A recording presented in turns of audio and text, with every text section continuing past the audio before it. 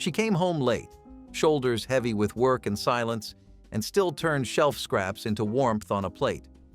Now, the kitchens are quiet, and the recipes that once held us together are buried under takeout menus and time we never got back.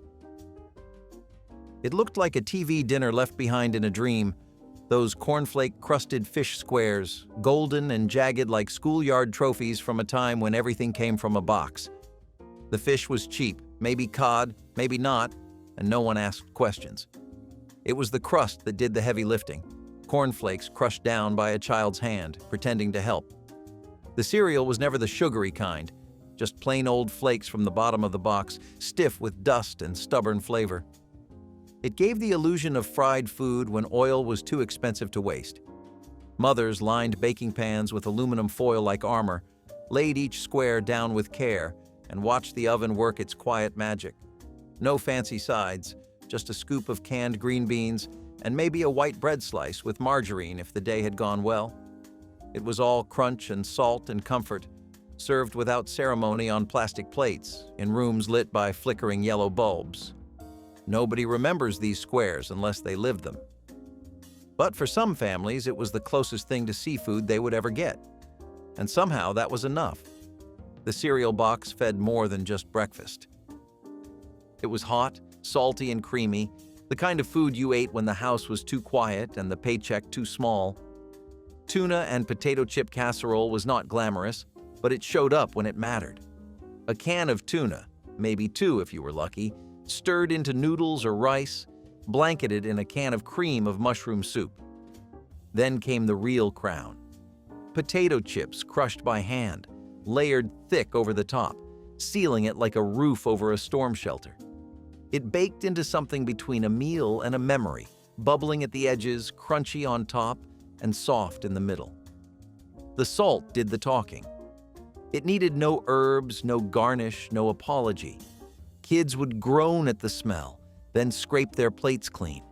You could stretch it across 2 dinners if you added peas, or skip the peas if times were rougher. Some families passed the recipe down like a secret handshake. Others forgot it the moment they could afford real cheese. But in the world of casseroles, this one held its own. Not because it was the best, but because it never let you down. And sometimes, that is all food has to do. It sounded like a dare, and maybe it was. Ham and banana roll-ups, the food that made children gag and mothers sigh. You laid out slices of pink deli ham, rolled a peeled banana inside, and covered the whole thing in warm, bubbling cheese sauce. It should not have worked. But back then, no one was chasing Instagram likes or thinking about aesthetics. This was dinner. Protein, fruit, dairy. Done. Housewives read it in a magazine once and never looked back.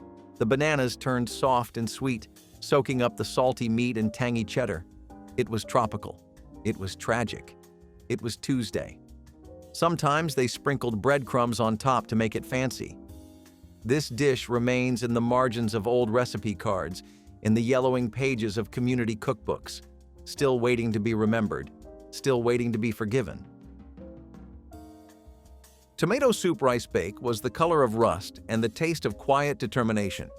Just a pot of white rice stirred into a bowl with condensed tomato soup, maybe a splash of milk or water, and poured into a baking dish with whatever seasonings you had. If you had garlic, great. If you had nothing, you still had dinner.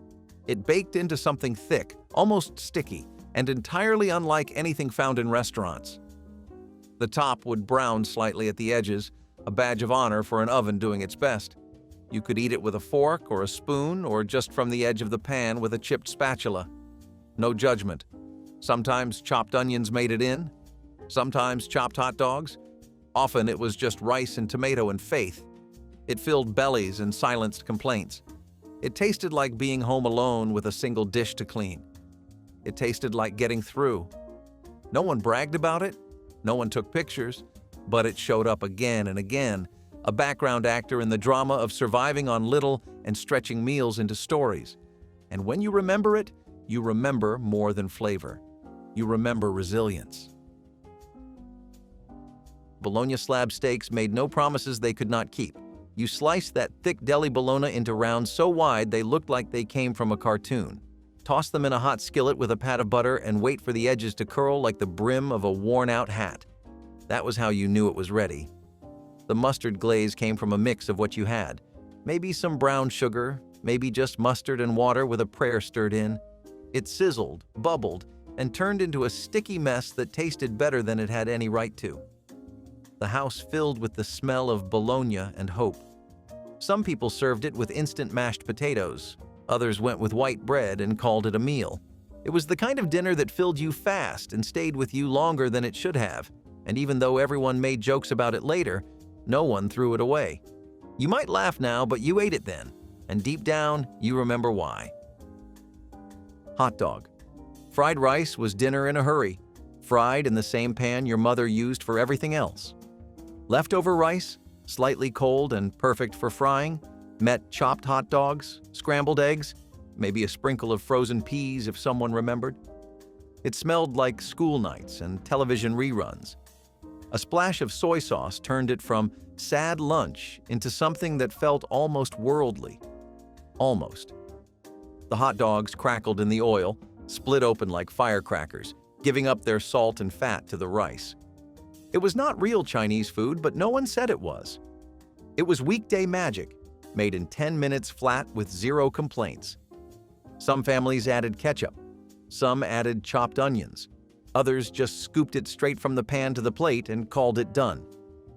It was the food equivalent of a sigh, simple, fast, comforting, and gone before you knew it. You could feed a whole family with a single skillet and a few leftover hot dogs. It was not meant to impress. It was meant to work, and somehow it always did. It was the kind of dinner that never asked for praise and never needed it. Chicken livers and noodles was the dinner you swore you hated, right up until you cleaned your plate. The livers came cheap, slippery, and dark. A butcher's throwaway turned into protein gold. They went into the skillet with a little oil, maybe some onions, and were fried until they stopped looking scary. Buttered egg noodles waited on the side, ready to soak up whatever drippings and bits were left behind. It was rich. It was weird. It was what you ate when meat was too expensive and pride was not on the menu. The livers tasted like iron and memory, like something you did not want to love but somehow did. Mothers called it good for you, and you believed them because you had to. Some kids gagged, some asked for seconds, but nobody went to bed hungry. The noodles stretched it, made it safe, gave it a soft landing. You might never cook it again, but you remember it. You remember the shape of it on your plate, the smell of it in the kitchen, the look your mother gave you when you winced. She was tired. She did her best. And somehow, chicken livers made it possible. Frozen mixed vegetable loaf was what happened when you combined leftovers with blind optimism. You thawed a bag of vegetables, peas, carrots, corn, and mixed them with canned milk, a couple of beaten eggs, and breadcrumbs. Then you poured it into a loaf pan and baked it like it was something special. It was not meat. It was not a casserole. It was something in between, like a savory cake no one asked for. It sliced like bread but tasted like guilt and gratitude. Mothers called it resourceful. Fathers called it fine. Kids called it, do I have to? But it got the job done. Sometimes there were chunks of cheese, sometimes bits of Spam. It was a culinary shrug turned into survival. No one writes songs about vegetable loaf. But when you see an old loaf pan in the back of a thrift store, you think about it. You think about how hard someone tried. You think about how full you were, even when the fridge was not. Spam and apple skillet was the smell of sweet meeting salty in a cast iron pan that had seen too much. Cubes of Spam browned until crispy, sizzling like they had something to prove. Then came the apples, sliced thin, softening fast, caramelizing in the heat alongside onions. The mixture was confusing at first bite. Meat and fruit? But it worked. It tasted like a dinner thrown together at the end of a long week, when the fridge looked bare but the stove still offered a chance. Just a fork and a plate, and someone to say thank you. It was not a regular recipe. It was a moment. Something born from chance, and carried forward by necessity. It might not show up in your modern cookbooks, but it lingers, like the smell in your grandmother's kitchen, the echo of flavors that should not have worked, but somehow did. That is the thing about poor man's meals. They remember you, even if you forget them. Mock chicken legs, also known as city chicken, were meat on a stick pretending to be something better. Cubes of pork, or sometimes veal if you were feeling fancy, were skewered onto wooden sticks, breaded and fried like they were real drumsticks. Sometimes they were baked just to keep up the illusion. It was a performance, really. Poor families playing rich. You picked them up by the stick and took a bite, expecting chicken, getting something else. But it was still good. Juicy, crispy, peppered with tradition and trickery. No feathers, no bones, no shame. It was the kind of meal born in neighborhoods where dreams outpaced budgets, where immigrant families brought recipes from the old world and made them work in steel towns and mill cities. It looked like a carnival treat but tasted like Tuesday. You dipped it in mustard or gravy, you served it with boiled potatoes or buttered noodles, and you called it chicken because sometimes naming something made it true. There was pride in that stick. There was power in pretending. And when you tasted it, you remembered that the best meals were not always honest, but they were always made with love. Beefed up macaroni and cheese was a comfort food Frankenstein that moms made when both time and energy were in short supply. You took a box of bright orange macaroni and cheese, the kind that came with a powdered packet, and stirred in an entire can of beef stew, gravy, potatoes, stringy chunks, and all. It looked like something you should not trust, but tasted like a warm, meaty hug if you had not eaten all day. Dads shoveled it in before a night shift. It was not fancy, but it was filling, and it stayed with you longer than you liked to admit. The scent lingered in kitchens, on shirts, in memory. Years later, if you ever saw someone trying to elevate macaroni, you could not help but remember this version. Beefed up macaroni was not meant to impress. It was meant to survive, to stretch a dollar and give just enough warmth on a cold Tuesday night. It was everything and nothing at once. And it worked because it had to. Creamed chipped beef on rice was a hard pivot from toast, and nobody asked questions. In houses where bread had disappeared too many days in a row, rice was the only thing still on the shelf. So you took dried beef from a jar, soaked it in milk, and let it ride a bubbling white sauce straight into a heap of leftover rice. It filled the house with the smell of boiled dairy and desperation. Still, kids came to the table. Adults said nothing. Nobody ever wanted seconds, but nobody left any either. Some memories are built on survival, not celebration. You will not find this one in a restaurant. But for a time, it was everywhere. In tiny apartments, in trailers, in kitchens with one good pan. Creamed, chipped beef on rice asked nothing of you except to keep eating. It knew it was not special. But it got you to bedtime, and sometimes that was more than enough. Pickle meatloaf was a middle finger to boring dinners. Just when you thought it would be the same gray-brown slab of ground beef again, your fork would hit something cold, sour, and slippery, hidden right in the center. Pickles. A whole line of them. Not chopped, not diced. Sliced lengthwise like someone wanted to send a message. But the pickles? The pickles were chaos. They cut through every bite like a prank that got out of hand. People pretended to hate it, but they always finished their plate. Maybe it was the salt. Maybe it was the crunch. Maybe it was the sheer audacity of putting sandwich fixings in the middle of a loaf. Either way, you remembered it. You talked about it. You asked, "Is this the one with the pickles?" Like you were bracing for impact. Pickle meatloaf was not just a meal. It was a statement, an accident that became a tradition. And for some reason, once you had it, you could never quite go back to plain. Hot dog pie was a dinner and a dare wrapped in one. You sliced up cheap hot dogs, threw them into a pie crust, and smothered the whole mess in ketchup, shredded cheese, and biscuit dough. It puffed up in the oven like something that did not know it was supposed to be ashamed. And when you cut into it, steam rolled out smelling like a baseball game and a school cafeteria had a baby. It just showed up, fed you, and disappeared into your childhood like it was never there. Moms made it when they had too many hot dogs and too little time. Kids devoured it because anything with cheese and crust felt like a treat. Dads grumbled but cleaned their plates. It was not a pie. It was barely a dinner.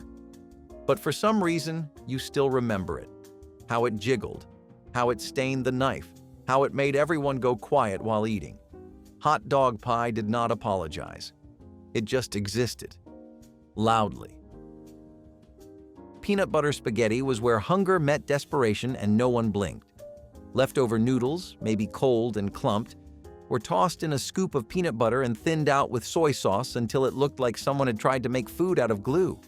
And it worked. Not in the way gourmet food works, in the way survival works. The salty hit of soy made the peanut butter feel exotic, and the noodles, well, they were just there for the ride. Some versions got hot sauce. No one really knew where it came from, only that it showed up when the pantry was half empty and the fridge was doing its best to hold on. It made no sense, but it filled you up, and in the right light, it almost tasted like something worth repeating. Peanut butter spaghetti was a joke, a trick, a quiet miracle, and it made you feel full when the house felt empty. Egg and cracker scramble was the kind of meal you made when the fridge was nearly bare, but you still needed to serve breakfast like everything was fine.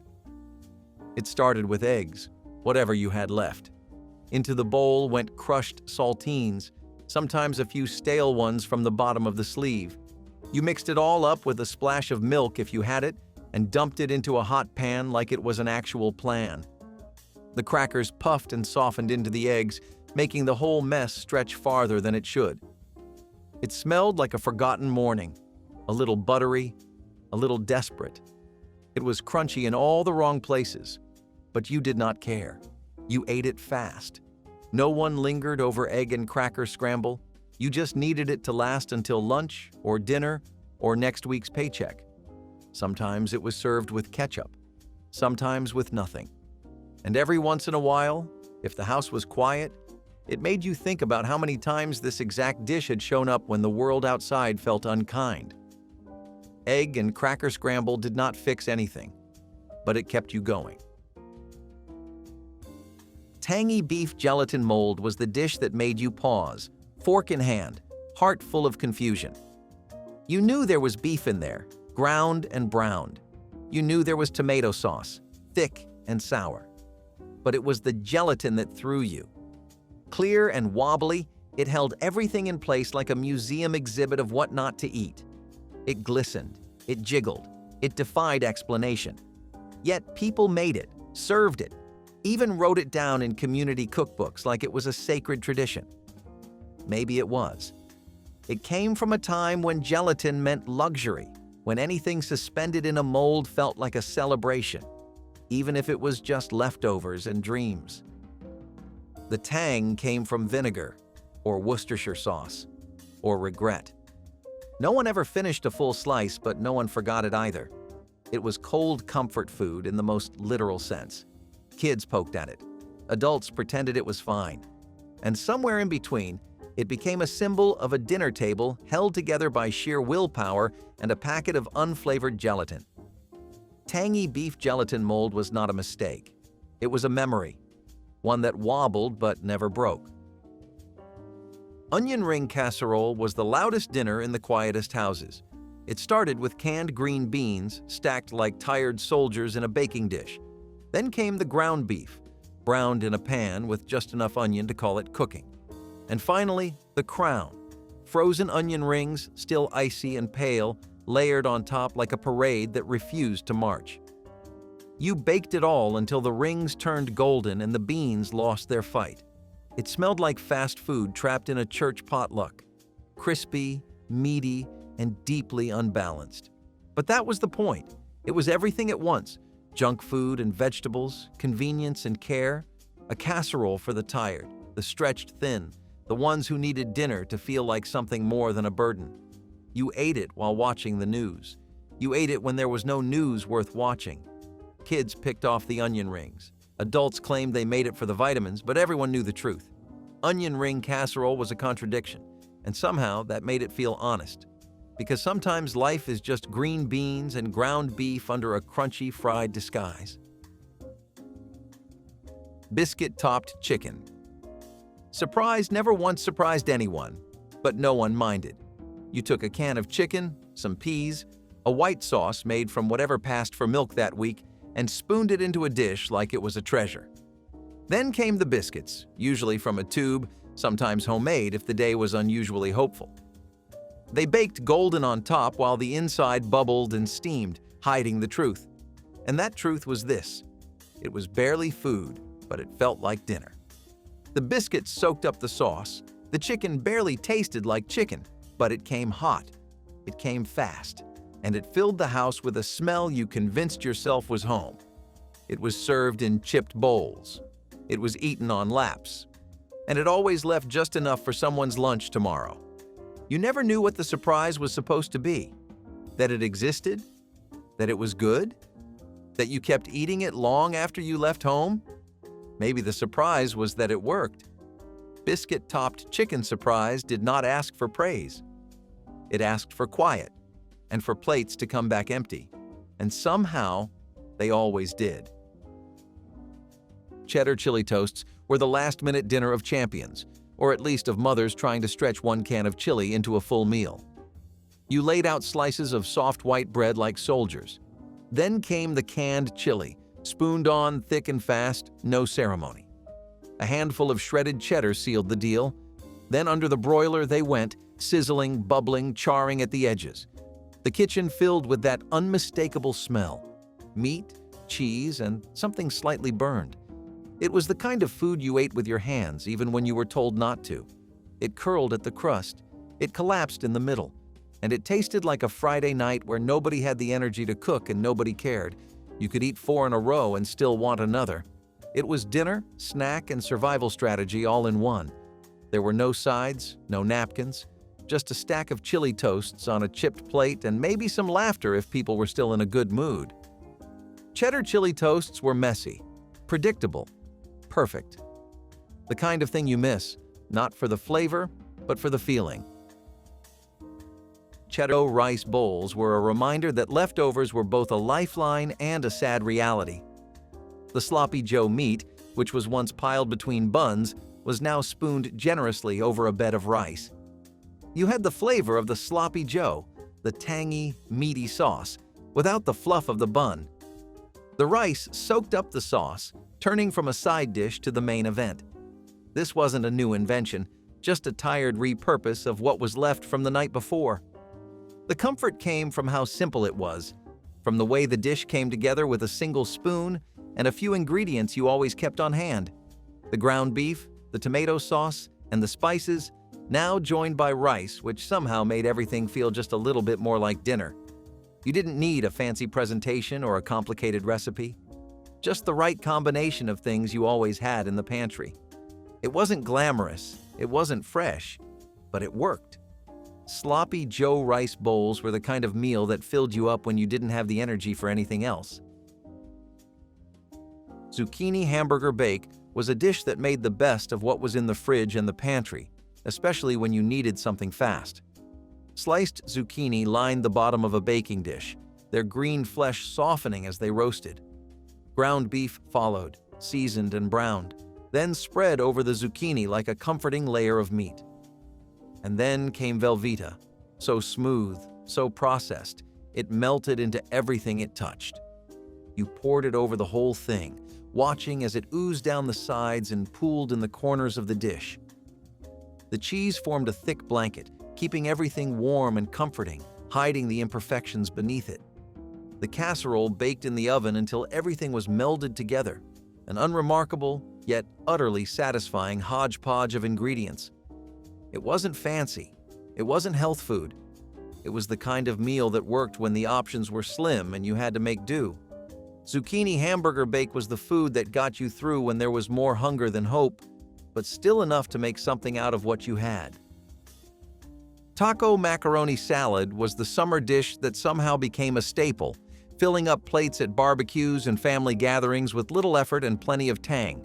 You cooked elbow pasta, then mixed it with kidney beans, the kind from a can that held its shape and didn't ask for much. A packet of taco seasoning followed, dusting everything with a little spice. Then came French dressing, sugary, tangy, and vibrant, stirred in until the noodles were coated in orange goo.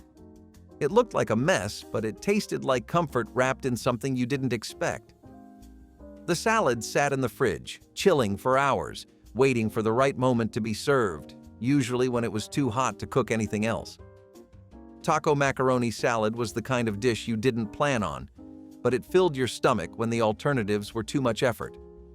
It wasn't great, it wasn't fresh, but it was there, cold and satisfying, an unspoken reminder that dinner didn't have to be complicated. It was just a handful of things, mixed together, making something you could survive on. Sour cream. Hot dog casserole was the dish no one admitted to making, yet it somehow showed up at every potluck.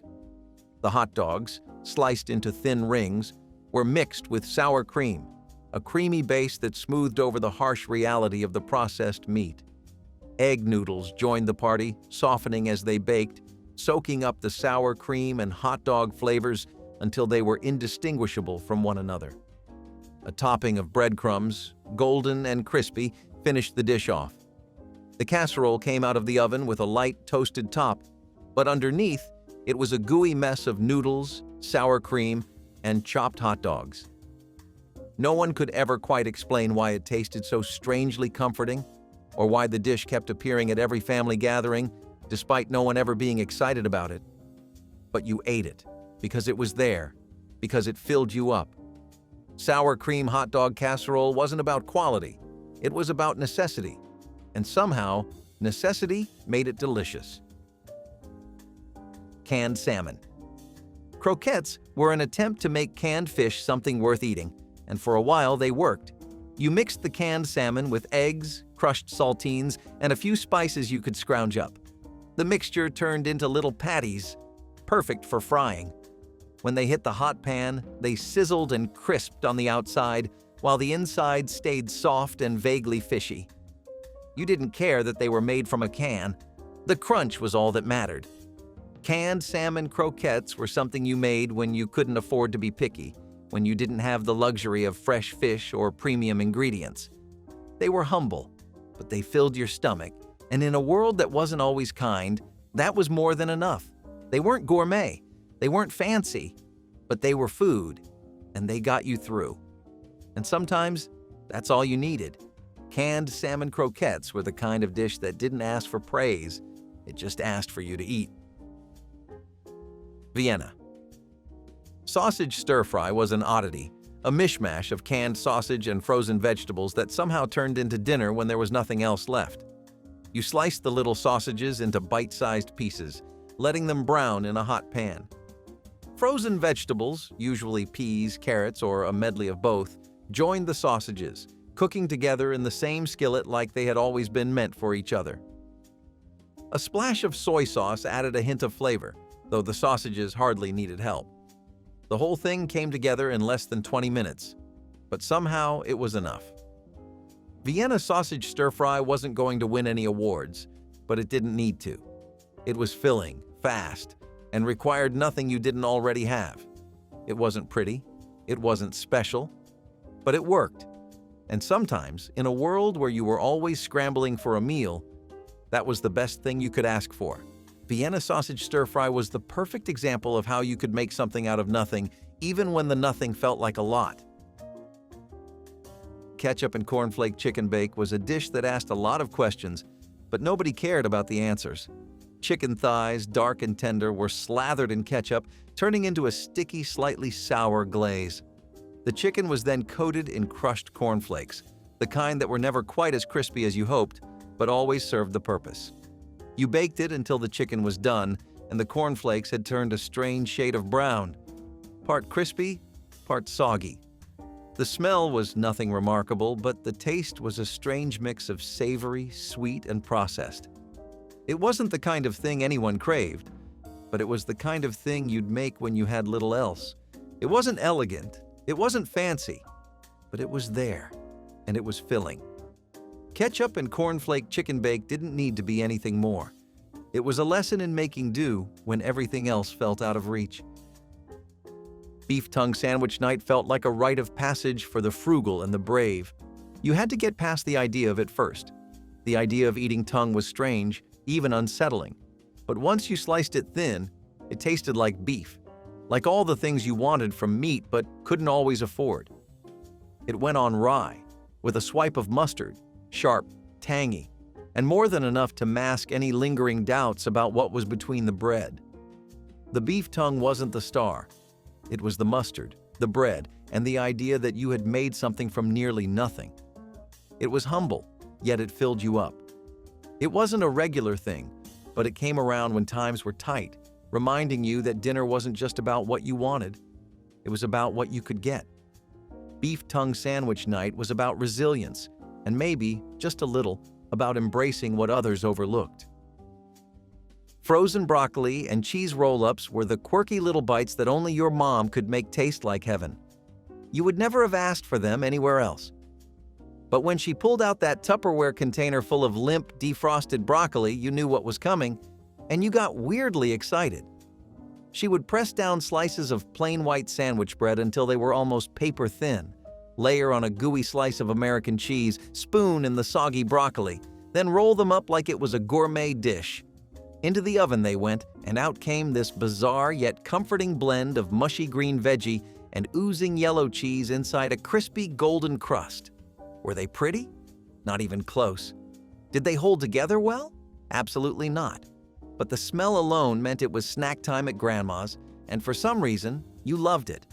They were about love, resourcefulness, and getting vegetables into picky kids without a fight.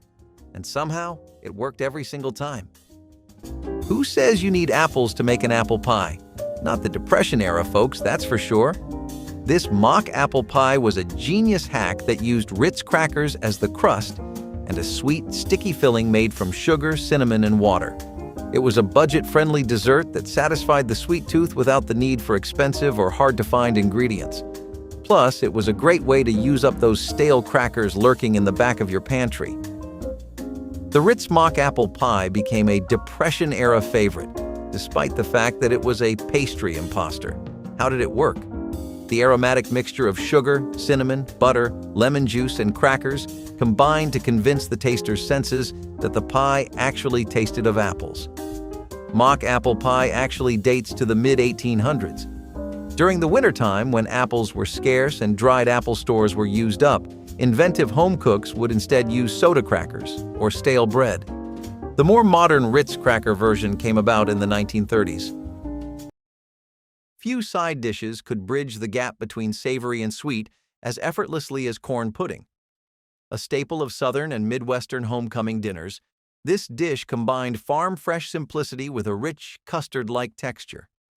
Families often served it alongside roasted meats or holiday spreads, where its golden hue and delicate sweetness made it a comforting favorite. Whether fresh off the cob in the summer or canned in colder months, it was inexpensive and widely available. This recipe used basic pantry staples, butter, milk, eggs, and a touch of sugar to create a dish that felt indulgent despite its humble ingredients. Baking was the preferred method, allowing the custard to set while keeping the kernels tender. Some families swore by a cast-iron skillet, while others used deep casserole dishes to achieve that perfect golden crust. Recipes varied.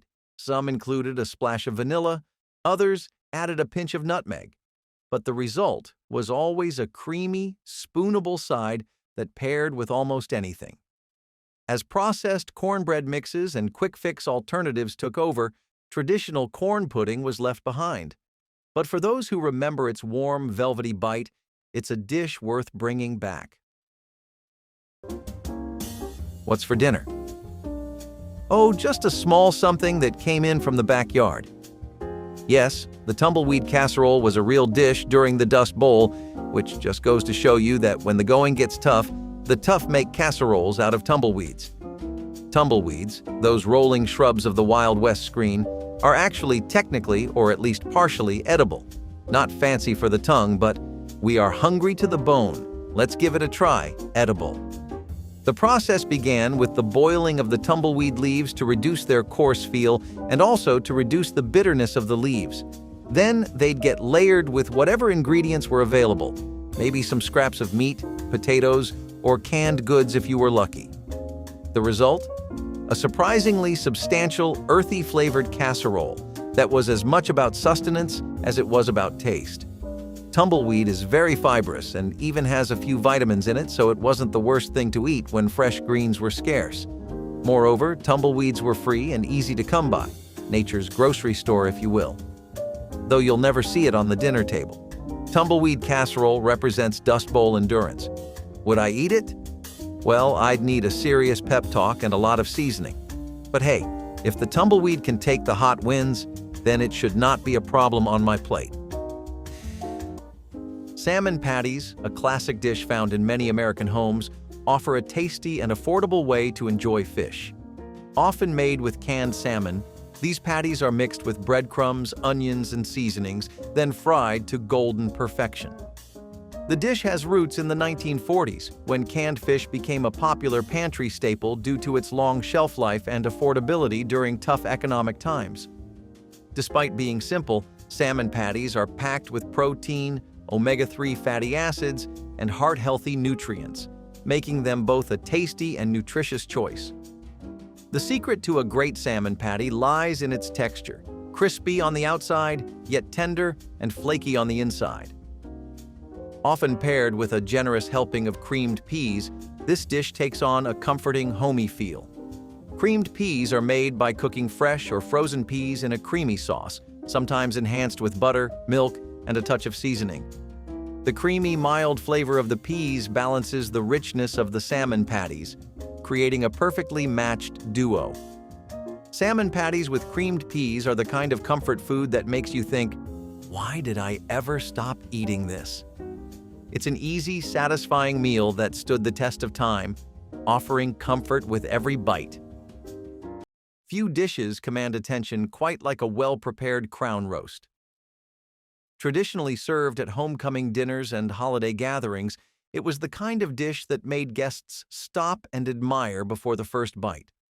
The ring of bone-in pork chops, arranged in a regal circle, was as much about presentation as it was about flavor. For families looking to impress without breaking the bank, the pork crown roast was a surprisingly economical choice. Pork was, and still is, one of the most affordable meats, and butchers often offered deals on bulk cuts. The apricot glaze, a key feature of this recipe, added just the right balance of sweetness and depth, while a bread-based stuffing packed the center for an even heartier meal. Preparing this dish took skill and patience. The roast had to be properly Frenched, tied, and slow-cooked to achieve that juicy, tender texture. But for many home cooks, the challenge was worth the reward. Unfortunately, as home butchering became a lost art and families shifted toward convenience meals, the crown roast started to disappear from dinner tables.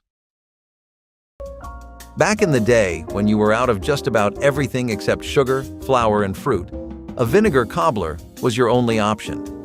No surprise that it was also known as one of the famous desperation pies. Desperation pies are pies in American cuisine made using staple ingredients like butter, sugar, eggs, flour, and any other ingredients that cooks had on hand to complement them or substitute for ingredients that were out of season or too expensive. These pies were more common before refrigeration and canned pie fillings, and during times of hardship like the Great Depression and rationing of World War II. When fresh fruits were hard to come by, people turned to vinegar to mimic the tartness of fruits like apples and lemons. This cobbler used a mixture of vinegar, sugar, and spices to create a filling that, when baked, tasted surprisingly similar to a fruit cobbler. Instead of chunks of fresh apples, those on a budget would use apple cider vinegar to fake the acidic taste. The crust was made from basic pantry staples like flour, sugar, and butter or lard. The dish reportedly tasted like a custard made from salt and vinegar chips, a rare dessert that leaves the roof of your mouth tingling. Acorn squash was an incredibly popular cultivated vegetable among many different kinds of tribes. Squash in itself is something the Native Americans experimented with a fair amount. All of that effort eventually brought about the Three Sisters agricultural method, which was basically just growing crops of corn, beans, and squash together. The way they grew helped the other plants grow, so they were always grown together because the end result was more fantastic than if they were grown individually. Sweetening squash with maple syrup was also something that was popular among tribes who were centered around maple syrups, and I don't know if you know this, but tapping into maple trees for the syrup was a very common practice of the Native American peoples. They were arguably better at it than anyone else too, especially because of how much they valued maple syrup as a natural sweetener. Some tribes genuinely loved to have it without the syrup, though. They would slice it and dry the squash in the sun for long-term storage. For generations, lamb was a prized centerpiece of homecoming feasts and holiday gatherings. Its deep, rich flavor and fall-apart tenderness made it a dish reserved for special occasions, especially in families with European or Mediterranean roots. Slow roasting a lamb shoulder with garlic and fresh herbs was a time-honored tradition. Lamb was once far more common on American dinner tables than it is today. In the early 20th century, it was an affordable alternative to beef and pork, particularly in rural areas where small-scale farming was the norm. Shoulder cuts were especially budget-friendly, benefiting from long, slow cooking to break down tough fibers. Roasted low and slow with rosemary, thyme, and whole cloves of garlic, the meat absorbed deep, aromatic flavors while becoming melt-in-your-mouth tender. So why did it disappear from everyday meals? As industrial farming shifted American preferences toward beef and chicken, lamb fell out of favor. It became harder to find in grocery stores, and for many home cooks, its distinctive flavor was an acquired taste. Faster, more convenient proteins replaced slow-cooked roasts, and over time, this once popular dish faded into obscurity. What's for dinner? Oh, just a small something that came in from the backyard. Yes, the tumbleweed casserole was a real dish during the Dust Bowl, which just goes to show you that when the going gets tough, the tough make casseroles out of tumbleweeds. Tumbleweeds, those rolling shrubs of the Wild West screen, are actually technically, or at least partially, edible. Not fancy for the tongue, but we are hungry to the bone. Let's give it a try, edible. The process began with the boiling of the tumbleweed leaves to reduce their coarse feel and also to reduce the bitterness of the leaves. Then they'd get layered with whatever ingredients were available, maybe some scraps of meat, potatoes, or canned goods if you were lucky. The result? A surprisingly substantial, earthy-flavored casserole that was as much about sustenance as it was about taste. Tumbleweed is very fibrous and even has a few vitamins in it, so it wasn't the worst thing to eat when fresh greens were scarce. Moreover, tumbleweeds were free and easy to come by, nature's grocery store if you will. Though you'll never see it on the dinner table. Tumbleweed casserole represents Dust Bowl endurance. Would I eat it? Well, I'd need a serious pep talk and a lot of seasoning. But hey, if the tumbleweed can take the hot winds, then it should not be a problem on my plate. Goulash has become a favorite in many American households, a dish that combines the comfort of macaroni with the heartiness of ground beef. Despite the name, this American version of goulash is far different from its Hungarian roots, where the original dish was a rich stew made with beef, paprika, and vegetables. The American version, often made with macaroni, tomatoes, and ground beef, became popular during the mid-20th century, particularly in households looking for a quick, filling, and affordable dinner. The beauty of goulash lies in its simplicity. Ground beef is browned and simmered with onions, garlic, and seasonings, then mixed with cooked macaroni and canned tomatoes. This one-pot meal is easy to make and adaptable to whatever ingredients are on hand, whether it's adding a dash of hot sauce, swapping tomatoes for tomato paste, or stirring in some cheese for extra richness. Goulash quickly became a go-to comfort food for busy families, and it's still a staple today. It's the kind of dish you can throw together in no time, and it always feels like a warm hug in a bowl. The Great Depression might not have the most appetizing recipes, but the era did give the world the Kraft macaroni and cheese dinner. In 1937, Kraft heard about a salesman for the Tenderoni Macaroni Company of St. Louis going rogue and selling his noodles with packets of Kraft grated cheese attached. They hired the man to promote the concept and started selling it to cash-strapped Americans at the low price of 19 cents for 4 servings. Some variations of this comfort food even included cooked vegetables or even a can of tuna. It was a great way to feed the family without spending a lot of money, and it quickly became a favorite for kids and adults alike. Even today, it remains a beloved comfort food. When it comes to simple yet elegant meals, few combinations can match the light, flaky fish paired with the richness of lemon butter and the crispness of asparagus. Baked cod or halibut are perfect choices for this dish. Both are mild white fish that take well to a variety of seasonings, but it's the lemon butter that steals the show, bringing a burst of freshness that complements the delicate flavors of the fish. Cod and halibut have been long favorites in American kitchens, especially along the coastlines where they are abundant. Cod, with its firm texture, has been a staple in New England since the colonial era, while halibut is prized for its mild taste and large fillets. Both fish are low in fat but high in protein, making them an excellent choice for a healthy, satisfying dinner. Asparagus, often served alongside fish in this dish, is packed with vitamins and minerals, making it a nutritious addition. The key to a great asparagus side is cooking it just enough to maintain its crunch, while the lemon butter ties everything together in perfect harmony. A meal like this is a reminder that simple ingredients can create something extraordinary. If you always believed that only the drippings can be used to make gravy, then you are wrong. Blood gravy was a Dust Bowl staple that created a meal from the most unappetizing of ingredients, animal blood. Sound intense? It was. But back then, farmers couldn't afford to waste a single drop, literally. Blood gravy was produced by drawing fresh blood from animals, particularly pigs or cows, and then mixing it with flour, milk, and spices to make it into a thick paste that was served as a relish. Served over biscuits or potatoes, it was rather tasty and rich in nutrients, which came as a complete shock. During a period when people suffered from a lack of iron, blood gravy was, in fact, a sort of multivitamin. This dish was both a product of ingenuity and the expenditure of a considerable amount of effort. Getting the blood was not easy, but the meal was filling. For today's food lovers, it may be hard to swallow, but blood-based recipes are not something new to the culinary world, since there is blood pudding from Sweden and dinuguan from the Philippines. Would you try it? Seriously, I can take it if it's presented on a fluffy biscuit, and if it's well seasoned, I might be willing to try it. Dust Bowl cooks were masters of turning nothing into something, and blood gravy is a perfect example of that adage. Up next, we have a dish that was all about making the most out of simple ingredients: spaghetti, boiled carrots, and white sauce casserole. It can be argued that Eleanor Roosevelt did the best she could during the Great Depression. The First Lady promoted dishes to encourage savvy homemakers, such as a casserole made from spaghetti, boiled carrots, and a simple white sauce of milk, flour, salt, and butter. The spaghetti had to be cooked for 25 minutes. The idea was to get the noodles mushy so they paired nicely with the boiled carrots and a penny's worth of creamy sauce. The result? A vehicle for nutrition and nutrients.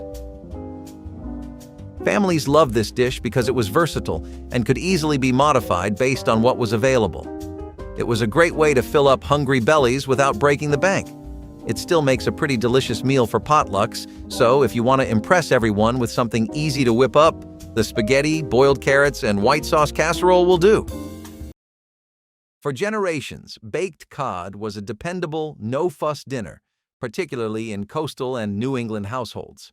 Light, flaky, and mild in flavor, cod was one of the most affordable fish available, making it a practical choice for families looking to put a nutritious meal on the table without overspending. Topped with a crisp breadcrumb and herb crust, this dish was both simple and satisfying.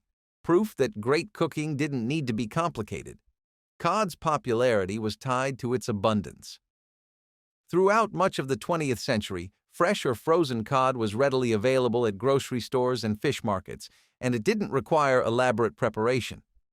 A coating of breadcrumbs, butter, and fresh herbs locked in moisture while creating a crunchy golden brown topping. Baked rather than fried, this dish had a lighter texture, making it a favorite among those who wanted something hearty without being heavy. So why did it disappear? Overfishing led to shortages, making cod more expensive, and as frozen fish sticks and pre-breaded fillies flooded supermarkets, many home cooks stopped preparing fish from scratch.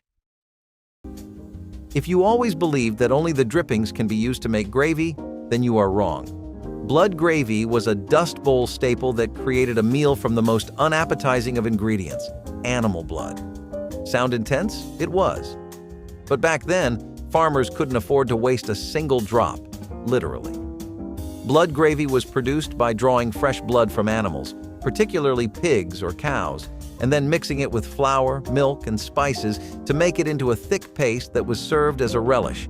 Served over biscuits or potatoes, it was rather tasty and rich in nutrients, which came as a complete shock.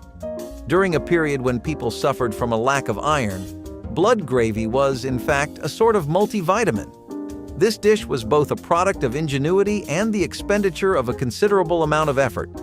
Getting the blood was not easy, but the meal was filling. For today's food lovers, it may be hard to swallow, but blood-based recipes are not something new to the culinary world, since there is blood pudding from Sweden and dinuguan from the Philippines. Would you try it? Seriously, I can take it if it's presented on a fluffy biscuit, and if it's well seasoned, I might be willing to try it. Dust Bowl cooks were masters of turning nothing into something, and blood gravy is a perfect example of that adage.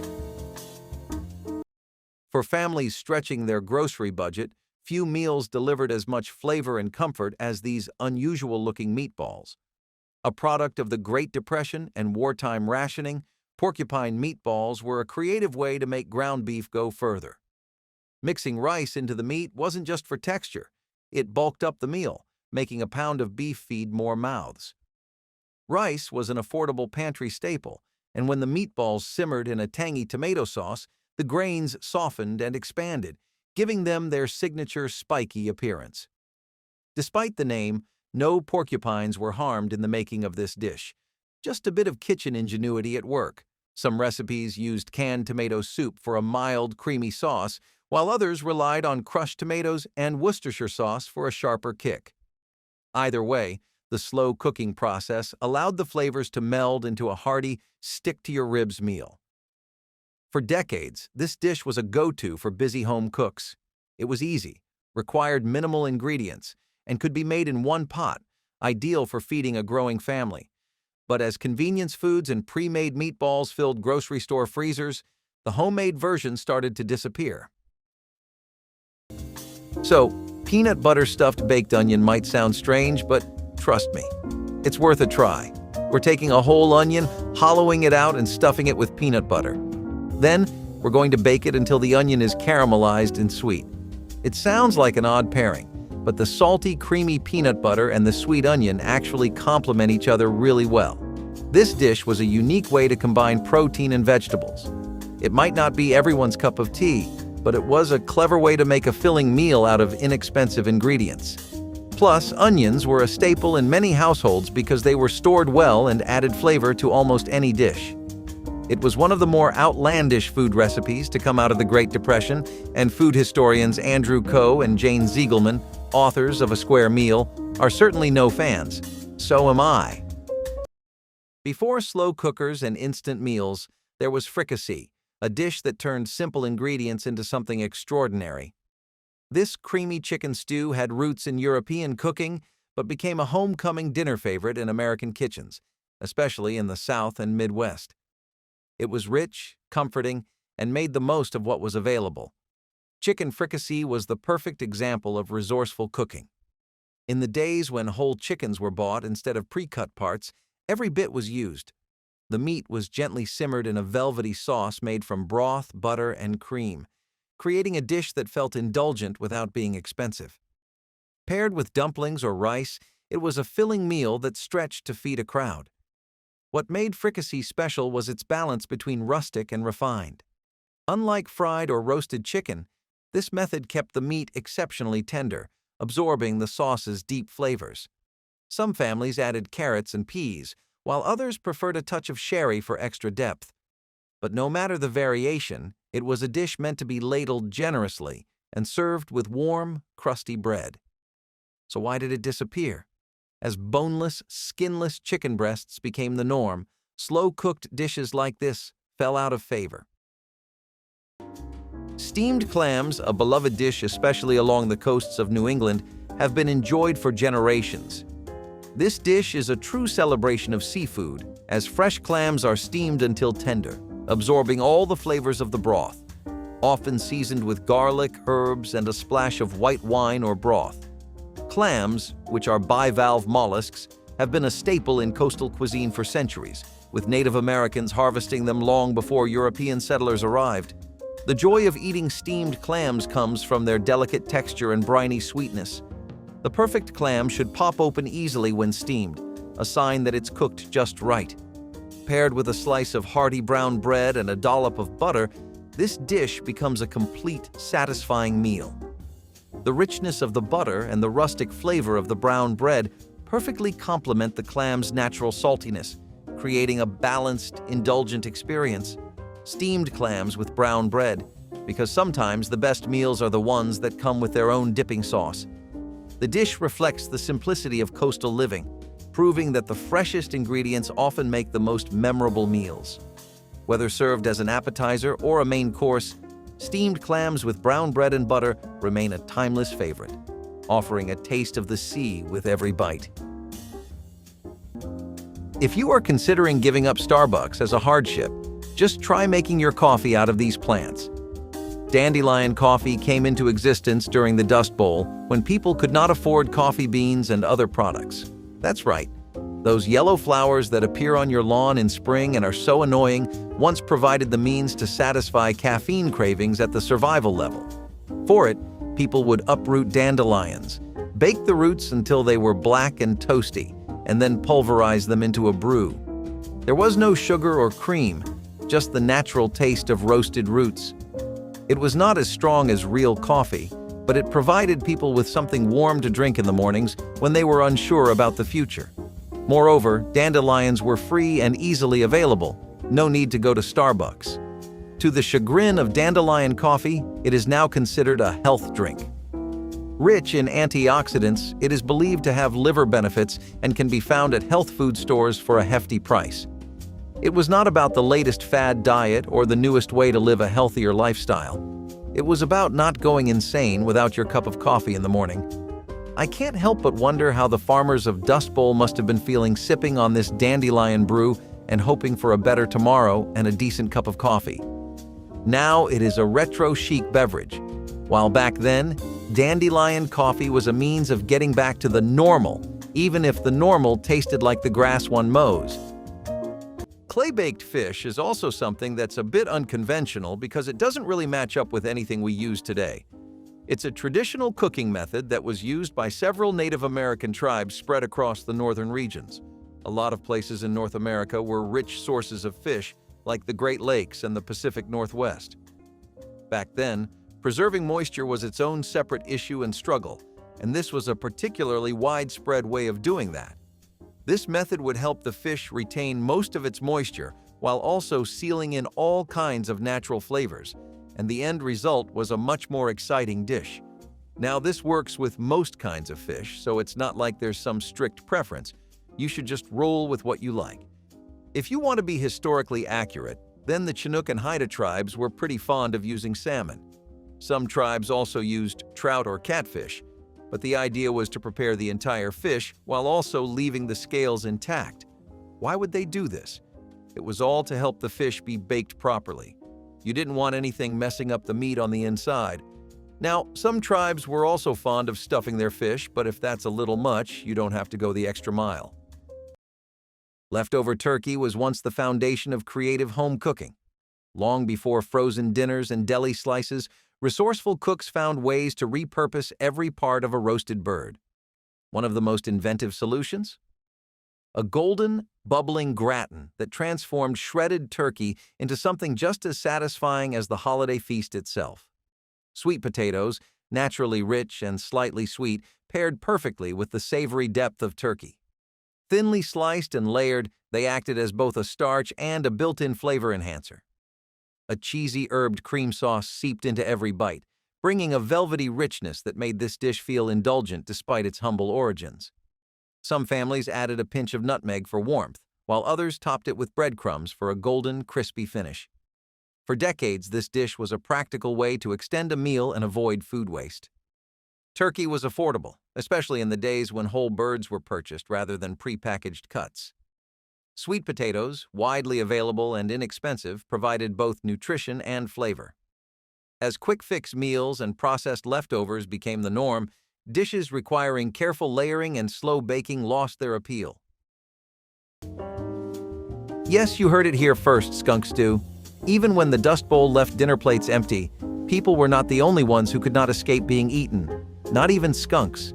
Now, before you start gagging, let me explain. Skunks were not the preferred source of protein, but when the resources were scarce, the farmers made do with whatever they could hunt down. Cooking skunk stew was not for the faint-hearted. First, you had to, de-skunk the skunk.